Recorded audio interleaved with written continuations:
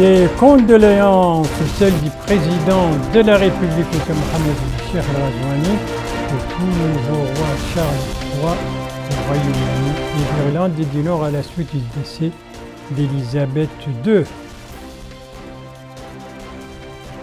Des préparatifs, ceux de la rentrée scolaire et universitaire 2022-2023, préparatifs qui ont fait l'objet aujourd'hui d'une réunion du comité interministériel chargé de ce dossier.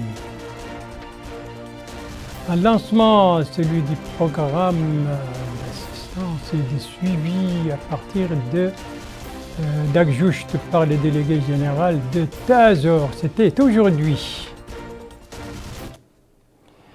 Voilà pour les principaux titres de votre journal et c'est parti, Madame, Mademoiselle, Monsieur, bonsoir et bienvenue à votre 22h de ce vendredi donc 9 septembre 2022. Et pour commencer, la diplomatie avec 3 messages adressés par le président de la République aux dirigeants britanniques, un message de condoléances et 2 messages de félicitations.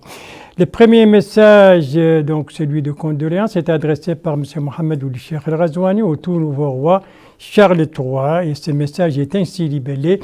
Majesté, nous avons appris avec une grande tristesse le décès de la reine Élisabeth II, reine du Royaume-Uni et de l'Irlande du Nord. En cette douloureuse circonstance, je tiens à exprimer à mon nom personnel et au nom du gouvernement et du peuple mauritanien, à votre Majesté, à l'ensemble de la famille royale et au peuple britannique amis, nos sincères condoléances et notre compassion. Tout au long de sa vie, la reine Élisabeth II a travaillé avec sa sagesse habituelle pour consolider les valeurs de tolérance et de compréhension entre les peuples. Veuillez recevoir, Majesté, l'expression de ma très haute considération, Mohamed Cheikh El-Razouani. Voilà pour le message de condoléances. Venons-en maintenant au message de félicitations. Et le premier de ces messages de félicitations est également adressé au tout nouveau roi, donc Charles III. Et dans ce message, le président de la République écrit « Majesté, votre intronisation au roi du Royaume-Uni, de Grande-Bretagne et d'Irlande du Nord m'offre l'agréable occasion de vous exprimer à mon nom personnel et au nom du gouvernement et du peuple mauritanien mes chaleureuses félicitations et mes meilleurs vœux de bonne santé et de prospérité pour vous-même et pour l'ensemble de la famille royale. Je vous affirme à cette occasion notre grande satisfaction pour l'amitié, la considération mutuelle et la coopération fructueuse qui unissent nos 2 pays. Nous sommes déterminés à ce que le développement reste en constante évolution afin de répondre aux aspirations de nos 2 peuples amis. Veuillez recevoir, Majesté, l'expression de ma très haute considération, Mohamed Cheikh El-Razouani. Voilà donc pour ces messages adressés au tout nouveau roi du Royaume-Uni et d'Irlande du Nord par le président de la République. Autre responsable britannique félicité par les chefs de l'État, cette fois, il s'agit de la toute première, de la nouvelle première ministre, Madame Liz Truss. Et dans ce message, le président écrit « Excellence, votre élection au poste de Premier ministre de Grande-Bretagne m'offre l'agréable occasion de vous exprimer mes chaleureuses félicitations et de vous souhaiter plein succès dans votre noble mission. Je tiens à vous exprimer à cette occasion notre sincère détermination à travailler ensemble pour développer les relations d'amitié et de coopération unissant nos 2 pays amis et pour les impulser à des niveaux plus diversifiés, plus approfondis et plus enracinés. Veuillez recevoir, Excellence, l'expression de ma très haute considération, Mohamed Cheikh El-Razouani. Voilà donc pour ces messages dans le cadre de cette page diplomatique, 3 messages du président de la République à des responsables britanniques. Après les diplomatiques, donc, la politique intérieure. La politique intérieure est dominée par les préparatifs de la rentrée scolaire 2022-2023, une rentrée qui pointe déjà à l'horizon, pour ne pas dire qui frappe déjà à la porte. Eh bien, ces préparatifs ont fait l'objet d'une réunion du comité interministériel chargé justement de ce dossier. Une réunion qui s'est tenue aujourd'hui sous la présidence du Premier ministre, M. Mohamed Bilal Messoud. Alors, qu'est-ce qui a été décidé? Qu'est-ce qui a été dit au cours de cette réunion? Élément de réponse avec Mohamed Khattat. Au cours de la réunion, les exposés présentés par les différents départements concernés l'ont été sur la rentrée scolaire et universitaire 2022-2023 qui se caractérise par la mise en œuvre des mesures prévues par la loi d'orientation de l'enseignement récemment adoptée par l'Assemblée nationale. Le comité a passé en revue la plupart des actions opérationnelles à mettre en œuvre cette année, la première année du lancement de l'école de la République qui assure la cohérence et l'harmonie entre les composantes de notre société et consolide les fondements de l'unité nationale conformément aux directives de son Excellence le Président de la République, M. Mohamed Ould Cheikh Al-Qazouani, dans ce domaine. Enfin, le Premier ministre a recommandé aux départements concernés de dresser un inventaire de la situation réelle de nos établissements d'enseignement après la saison des pluies de cette année et de le transmettre avec des propositions au comité ministériel lors de sa prochaine réunion en vue d'améliorer le cadre dans lequel se déroulera l'action éducative, de redoubler d'efforts pour améliorer la performance de notre système éducatif et de mieux coordonner les différents secteurs impliqués dans ce domaine. Voilà donc pour les préparatifs de la rentrée scolaire 2022-2023 qui était l'objet aujourd'hui d'une réunion du comité interministériel chargé justement de ce dossier, réunion qui s'est tenue donc sous la présidence du Premier ministre. Et Mohamed Khattat nous le disait tout à l'heure, les instructions du président de la République, eh bien, ces instructions ont été également données hier au cours de la réunion du Conseil des ministres, un conseil dont les travaux ont été commentés au cours d'une conférence de presse, une conférence animée par le porte-parole du gouvernement qui n'est autre que le ministre de l'Équipement et des Transports. Résumé de cette conférence avec Bokar Baïleba. Avant de répondre aux différentes questions des journalistes, le ministre de l'Équipement et des Transports, Nani Ould Chrouqa, porte-parole du gouvernement, a déclaré que le Conseil des ministres a examiné et adopté plusieurs projets de décret, dont 3 relatifs à la création d'écoles d'enseignement technique et de formation professionnelle. Il a indiqué que la première de ces écoles sera spécialisée dans le domaine des mines, du pétrole et du gaz. La deuxième formera les jeunes dans les métiers du bâtiment et des travaux publics BTP. Et la troisième école aura en charge la formation des jeunes dans le domaine des nouvelles technologies de l'information et de la communication. Ensuite, il est entré dans le vif des sujets en répondant à une question relative à l'évacuation des eaux de pluie à Nouakchott. Et à ce sujet, le porte-parole du gouvernement a indiqué que les problèmes d'assainissement sont structurels et ne datent pas d'aujourd'hui. Il a rappelé que tous les départements ministériels ont été mobilisés et l'assainissement a été érigé en priorité par le gouvernement.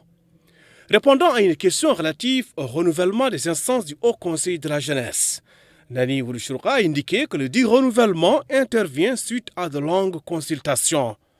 Et il a affirmé qu'au niveau local, l'administration a été sollicitée et qu'une commission ayant en son sein des ministres a supervisé le processus et que des critères clairs et bien précis ont été définis afin de sélectionner les meilleurs profils. Le porte-parole du gouvernement a rappelé que le mandat de l'ancienne équipe avait expiré depuis un moment, d'où la décision prise cette semaine. Interpellé au sujet du dossier sur la corruption, le porte-parole du gouvernement a été on ne peut plus clair. Selon lui, le dossier suit son cours normal et rappelant que celui-ci est purement judiciaire.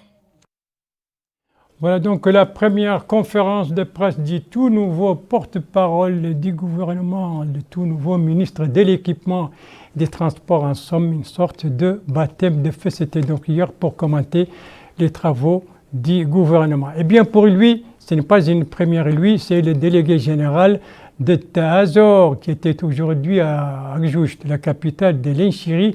Là-bas, il a donné le coup d'envoi d'un programme de Tazor, mais aussi il a aussi présidé des opérations. De quoi s'agit-il? C'est ce que nous dit notre correspondant permanent là-bas, Mohamed Ould Bilal, compte rendu revient en français par Mohamed Khattat. C'est une opération de cash transfert supervisée par le délégué général à la solidarité nationale et à la lutte contre l'exclusion, M. Mohamed Ali ou le Sidi Mohamed, et le wali de l'Inchiri, Mme Toylement Hadden, et qui profite à plus de 500 familles à raison de 50 000 anciennes ouguiyas par chef de ménage. De même que le délégué général à la solidarité nationale et à la lutte contre l'exclusion, Théazour, a également donné le coup d'envoi du dernier volet dit financement et suivi du programme national d'appui aux coopératives productives. L'occasion pour le délégué général à la solidarité nationale et à la lutte contre l'exclusion d'affirmer que c'est sur instruction du président de la République, Mohamed Ould Cheikh Al-Qazouani, qu'il vient remettre des aides financières aux familles victimes des dernières pluies et lancer la composante financement et suivi du programme national d'appui aux coopératives productives relevant de la délégation au niveau de la wilaya d'Al-Inchiri et également apporter un lot de matériel agricole composé de barbelés, d'outils d'irrigation, de pelles, de houes, de semences pour les aider dans leurs efforts pour la campagne agricole en cours. Les élus locaux de l'Inchiri ont salué ces démarches de la délégation générale à la solidarité nationale et à la lutte contre l'exclusion visant à appuyer la campagne agricole, soulignant que la visite vient en temps opportun. Il convient de noter que 55 coopératives bénéficient de ces aides, dont 15 coopératives agricoles, 40 coopératives actives dans le domaine de la pêche au niveau du district de Mhajrat.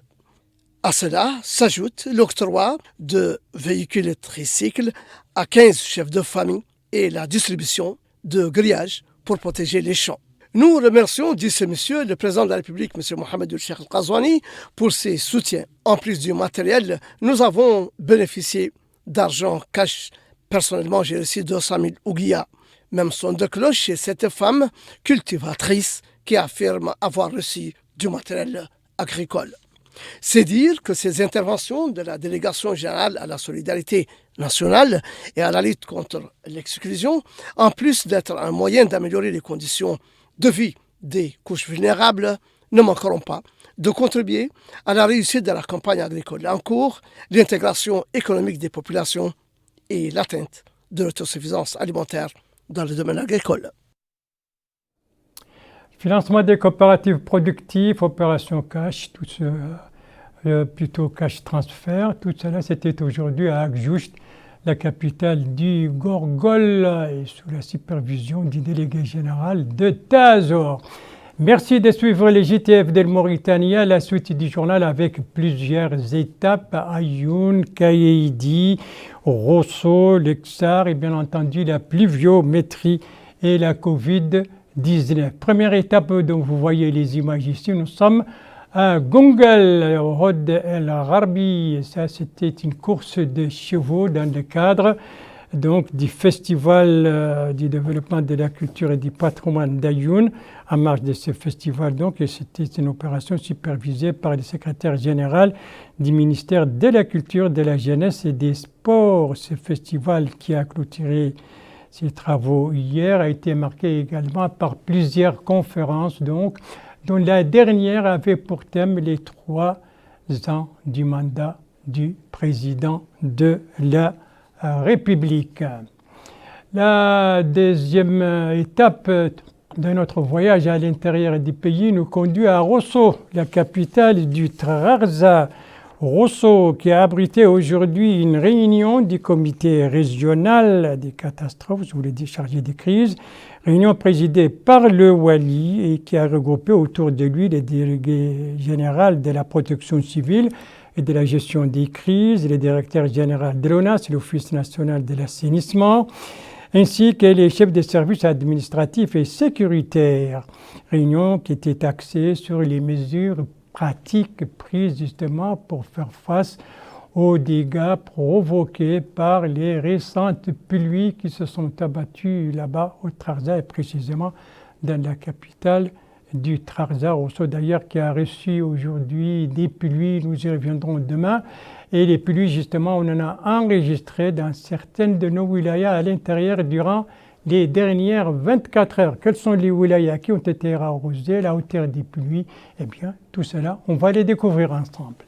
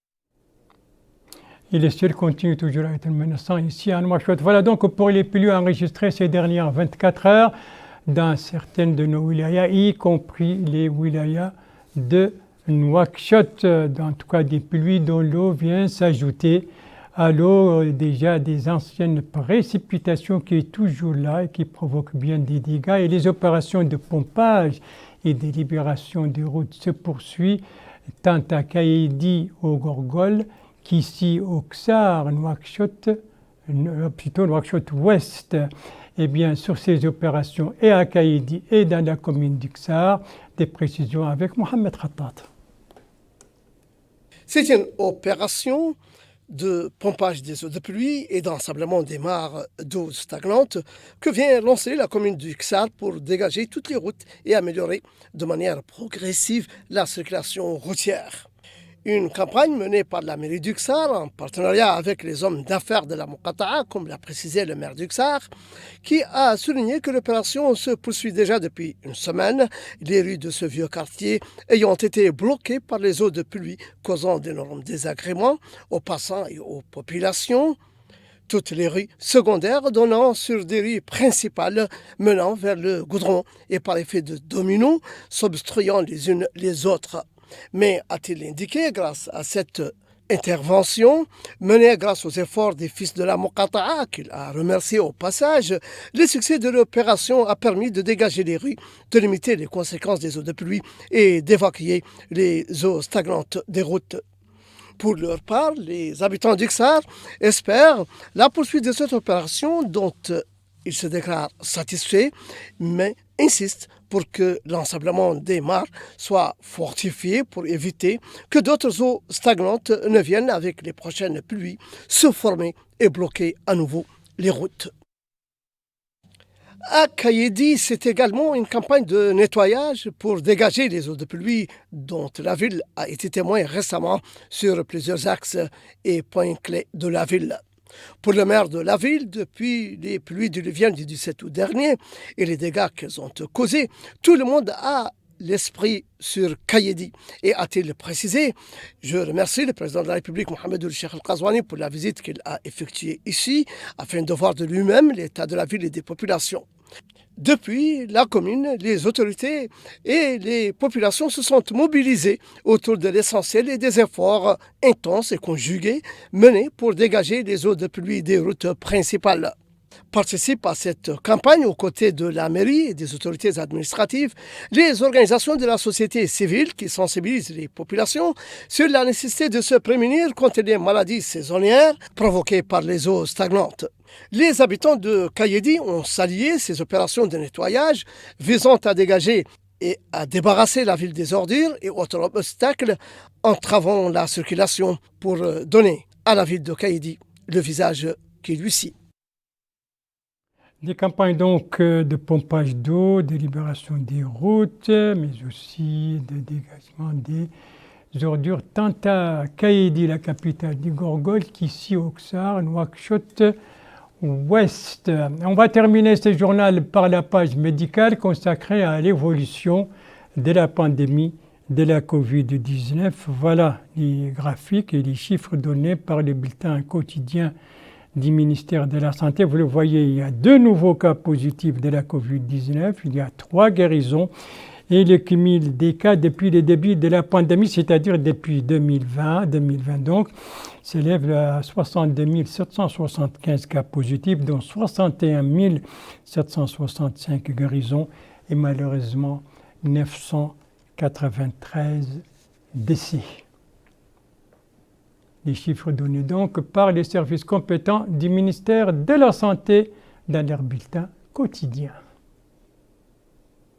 Voilà, et c'est sur cette évolution de la pandémie de la Covid-19, suivant le bulletin quotidien du ministère de la Santé, que se termine ce journal. Merci à vous, mesdames, mesdemoiselles, messieurs, de l'avoir suivi.